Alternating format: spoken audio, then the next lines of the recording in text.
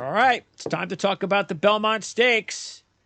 This should go off about 7 o'clock on Saturday. 9-horse field.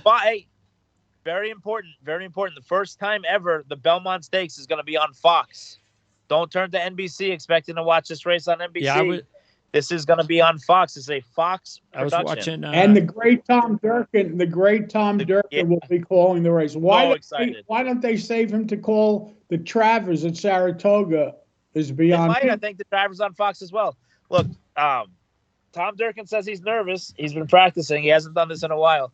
You know, the last he can do it in his sleep. He's so great. He really his last Belmont call was the year before American Pharoah, and all he ever wanted to do was call a Triple Crown. So the Belmont has him cursed, but he's given some great calls. Looking forward to watching and listening to Tom Durkin. The great Tom Durkin. All right, so Forte's back.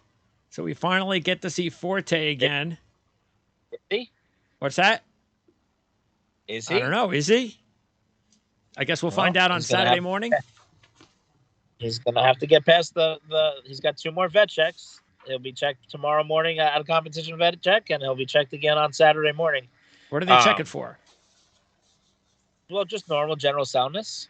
That's what he was scratched for on the morning of the race.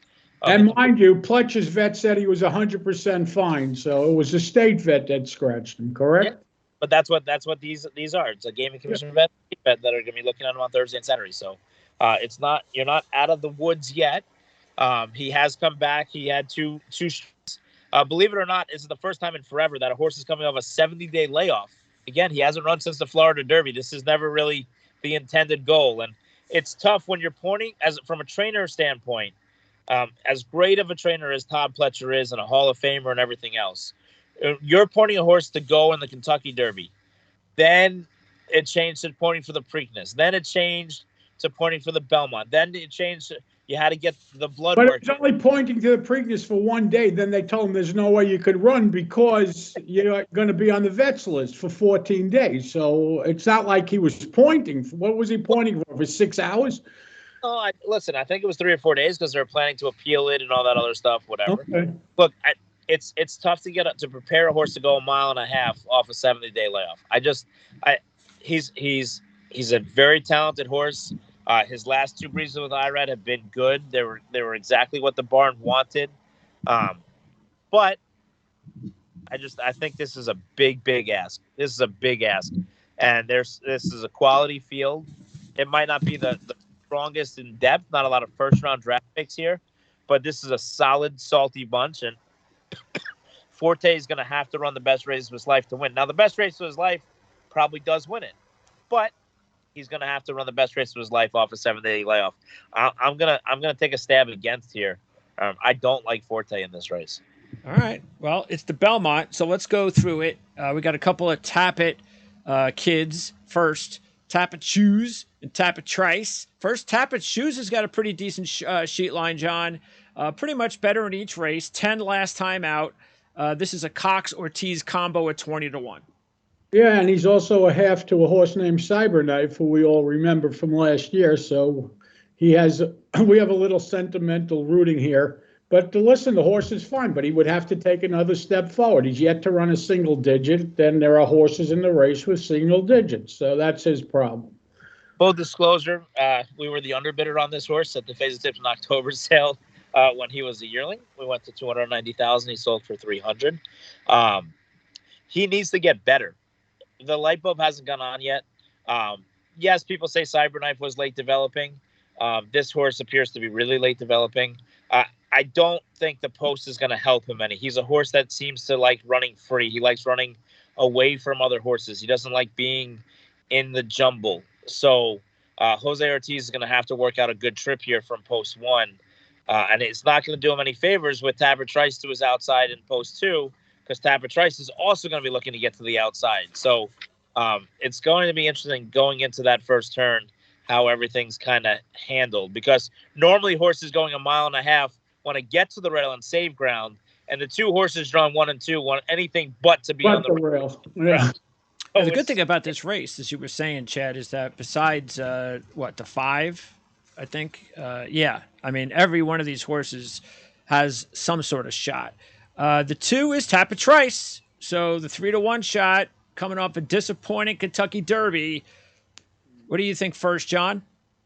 I think he could run another 8. I don't know. I mean, listen, he had trouble at the start in the Derby too, and it was a field of 18. At least this is only a field of 9. He's just another horse. I don't think that he's as good as Forte or Angel of Empire, to tell you the truth. So. A few years ago, central quality, the Belmont Stakes, one of the first time he breezed as a 2, won the Belmont Stakes for Brad Cox. The first time I ever saw Tapper Trice, I proclaimed him the Belmont Stakes winner. A lot of other people have kind of joined in as well. He has the right running style. He has the right way of going. Total disappointment in the Derby.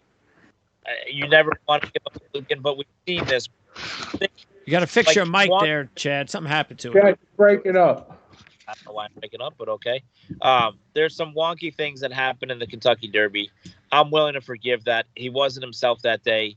He's come back and had some wonderful breezes. His breeze 2 back was fantastic. I mean, absolutely mesmerizing how great he breezed. Last week, more maintenance, did it the right way, coming into this race the right way. He's one of 2 possible winners in my eyes. Definitely using Tapper Trice on all my tickets. Not going to make my top pick because I like one just a touch more, but definitely using him and this other horse as my top 2 selections. The 3 is Arcangelo, and Arcangelo is coming off a 9, but that's predictable because he started with a 21, then a 16, had a huge 5, breaking his maiden in March. So, he bounced to a 9, won that race in the Grade 3 Peter Pan. What about Arcangelo, John? Well, if he goes back to the 5, he's going to win, but I don't think he's going back to the 5. I don't like the fact that he ran the 9 off the 5 with time off. I think the 9 should have probably been better, but he did win that race. It was at Belmont. It was the Peter Pan, which people used to use as the prep for the Belmont. He has a shot, but he didn't make my cut. I would much rather use Tapper Trice than Arcangelo. I'm going to use the 2 of them, and I'm going to make Arcangelo my top selection. Whoa.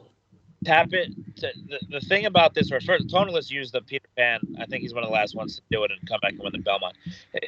This horse, it was really funny because we were looking at the Peter Pan for a horse named Slip Mahoney, and we got the sheets. And when the sheets came out, what is this 5? Who is Arcangelo? Gulfstream in the spring? What's the situation? What's going on? And you went back and watched the replay and said, wow, okay, fine. Then you went back and I watched the horse train for a couple of days, and he trained fantastic at Belmont. He really, really got a hold of, was training just super. Ran in the Peter Pan and ran to expectations. That was a really tough race with a really nice Uncle Mo colt of Brad Cox that he was able to kind of, he won. He beat him into submission. It was far back to 3rd in Henry Q. Since then, he's flourished over here. He looks great. Wasn't supposed to breeze yesterday. Ended up having a little bit of a breeze yesterday, and it just caught my eye again. I was on the track watching another horse train, and all of a sudden I saw this gray horse go by. So who is that? And it was Arcangelo. He is touting himself like none other. He was showing up and showing out. This horse is sitting on a monster race. It will be the best race of his life. And if you're saying a 5 wins this, I think he gets back to that race. He ran so well that day. And the thing that was most impressive when he broke his maiden, it wasn't even the 2-3 moves he had to make like he was in New York City traffic. It was once he leveled off and got to the wire, his gallop out, Jonathan, was one of the best gallop outs I've ever seen in a maiden winner. He wants the added distance. He loves the added distance. Obviously, it'll be something if Jen Antonucci able to pull this off. But I think he's coming into this race superbly. I love the fact that they brought him up here early for the Peter Pan, kept him up here. He settled in. He really, really looks really good. And Arcangelo is going to be my top selection, boys. All right. Wow. Yeah. The 4 is National Treasure, being, of course, the Preakness Stakes winner, coming off a 10 in that race. Ran an 8 in the Santa Anita Derby. So really, if you take a look at his sheet line, it's 6 sheet lines. They've all been between 8 and 13. That's pretty solid. What about National Treasure, John? The problem with this horse is he loses all value because he won the Preakness with a backward move on the sheet. So a general rule, if you're a sheet player, is you don't like to play horses that won going backwards on the figures, and that's the case for him. Not only that, you're not going to get any value. So like for that Arcangelo. reason, I thought you were talking about National No, I was Treasure. saying like Arcangelo, who won. Yeah, but it's a different. Arcangelo's 8 to 1. The odds are This different. horse, Yes. yeah, this horse is Baffert and will be a lot shorter. So The only thing, John, and I don't know this, and maybe you can inform me on this with the sheets. When you're competing in a situation like this, like the Belmont Stakes, at an unusual distance, how important is the trends of the sheets and everything else? Because yeah, that was a backwards number, and I'm not saying that National Treasure is the most likely winner, but he's going to be the pace setter more than likely, with a jockey with a ton of experience that knows Belmont Park so well, and Hall of Famer John Velasquez. Does he have to? He really got away with pedestrian fractions in the Preakness, didn't he, Chad? But can he not do that again here in the Belmont? There's not a ton of speed. Everybody's assuming that one of Brad Cox's 3 horses. Well, Cox has 3 horses in. One of them's going to go. They're not all taking back. Well, Tapit Shoes has no speed. Okay. Hit Show doesn't have an early speed, and while Angel of Empire, they're adding the blinkers. I don't think even adding the blinkers puts him in front. So at the end of the day, it is possible that National Treasure clears again. And he is trained well out of the race. I do think he's a must-use in your multi-race tickets. Okay. The 5 we don't need to talk about, correct? Right. Who's the 5? Il Miracolo. Who? Il Miracolo, the Antonio Sano horse with Marcos Meneses. Twice as a youth in Venezuela. Anything's possible. The 6 we talked about, Forte. The 7. And loosely translated is the miracle. So why? It would take a miracle. Yeah. The racetrack announcer will be Tom Durkin and not Al Michaels. Right. The 7 is Hit Show. Brad Cox. 10. What about Forte? You just went right. I just said it. I said we've already talked about Forte. We did. Yeah, we talked about it in the beginning. We never discussed the sheet on his line on the sheets, but okay, go ahead. Go to Hit Show if it makes you happy. Go ahead. Hit Show. Forte 688 last 3. Hit Show 2 9s last 2. Brad Cox trained horse. You are getting value. What about Hit Show? And he's coming off the rail. Last time he was on the rail, he was breaking from the rail at Churchill on Derby Day, and everyone knows that you don't want to do that. Listen, the horse is okay. He's like other horses in the race. My problem with Hit Show, and he's grown a little bit. He is a small horse, but I thought Manny Franco gave him the perfect ride in the Kentucky Derby, and he flattened out because I think he didn't want to get 1.25 miles. So I'm not sure in 5 weeks' time he's going to get 1.5 miles. Go 1.5 miles. I mean, I thought Manny Franco gave him the most perfect ride you could possibly ask for in a 20-horse field. And it wasn't that he wasn't good enough. He was done. He didn't want to go 1.25 miles. So I'm just against him here because I don't think he wants to go 1.5 miles. What about his sheets, John? Because he starts off 20, 16, 13, 12, and then 9. So it's really an excellent sheet line. But then he has a 9 in the Derby, so it didn't go backwards, but he didn't win. So do you give him credit for the 9 or what? How do you analyze that? You can give him credit for the 9, but when it gets to these kind of distances, you could either go the distance or you can't. The numbers have very little to do with it. Listen, these horses on Saturday are going to run 1.5 miles. You know the next time any of these horses are going to go 1.5 miles? The Brooklyn and Belmont Stakes next year. Yeah, okay. Or never, or on the grass, maybe, somewhere down the road. But for the most part, they're never going to run this distance again. I think he's probably going to go backwards off of the 9. All right. I will say, if this race doesn't knock him out, he's a horse I want moving forward in some of these other derbies. Ohio, West Virginia, Pennsylvania. a mile and an eighth. I think he's a really quality horse. I just think a mile and a half is too far for him. All right. Speaking of a really good sheet line, you can't find maybe a more perfect sheet line than Angel of Empire, who has gone from a 27 to a 6 in 7 races. Each race, he was, he had tops of 5, 4, and it didn't matter. He just kept getting better. The 6 was the 3rd place finish at the Derby. So if he continues on the trajectory, John, Angel of Empire could be your winner on Saturday. Well, not so fast, as Lee Corso and Chad would say. Listen, the line is fine, but here's the problem. The line is it's perfect.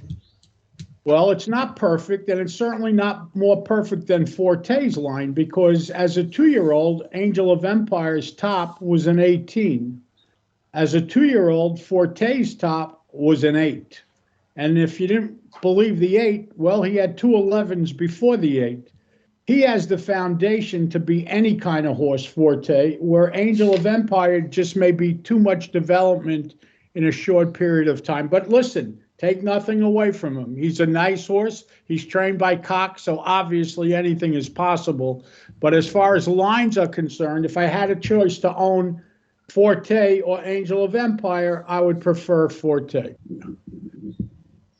The interesting thing about Angel of Empire is he adds blinkers. And Brad Cox's first-time blinkers is 30%. So if you're ever gonna try and pull one last rabbit out of your hat, maybe that's the rabbit. I assume the blinkers are to put him a little bit more forwardly placed because he has a tendency to get lost and suck himself out of it and come with a late run. And for a second, it looked like he was going to win the Kentucky Derby. But I'm just not so. There's something, just like I was against him in the Derby, even though he ran well. He just doesn't do it. He doesn't have that je ne sais quoi for me. That je ne sais quoi. That just inspires me. I don't know why. He's done nothing. He's done nothing wrong. I don't know about the word perfect. I think Minor Biscuit's sheet line was better. But I just think that he's fine. He's usable. He'll probably run another good race. But I just, the way that Arcangelo is going into this race at Tapper Trice, they've been training here. They have races over the track. I just think, well, Tapper Trice doesn't, but they've been training here.